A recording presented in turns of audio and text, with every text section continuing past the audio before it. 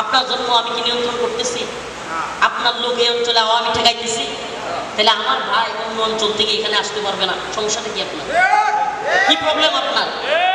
বাকি 61 জেলা, চট্টগ্রাম বলেন, ঢাকায় গেলেন, যে কোনো জায়গায় আপনি গিয়ে জমি কিনতে পারবেন, বাড়ি কিনতে পারবেন, থাকতে পারবেন, বসবাস করতে পারবেন। এই 3 জেলা, এটা আলাদা রাষ্ট্র?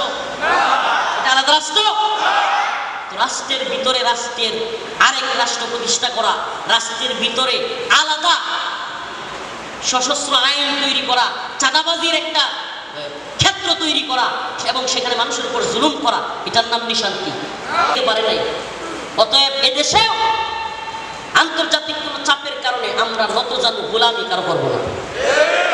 আন্তর্জাতিক চাপ দূর করতে পারে জনগণ, কারণ এই গণতান্ত্রিক এই তথাকথিত নেতারা এরা জনগণের প্রভু মনে করে। নাউজুবিল্লাহ। এদের প্রভু কারা? এরাই তো কয় সমস্ত ক্ষমতার মালিক। আপনারা ক্ষিপ্ত হয়ে যান, এই আইন এমনি পরিবর্তন হয়েছে। বুদ্ধি এটা দিয়ে গেলাম। জনগণ এরা আমাদের প্রভুকে বলেন না, আমাদের প্রভুকে আল্লাহ। কিন্তু গণতন্ত্রের এরা ভয় পায় জনগণের রুশানো, জনগণ বিক্ষুব্ধ হয়ে যাওয়াকে ভয় পায়।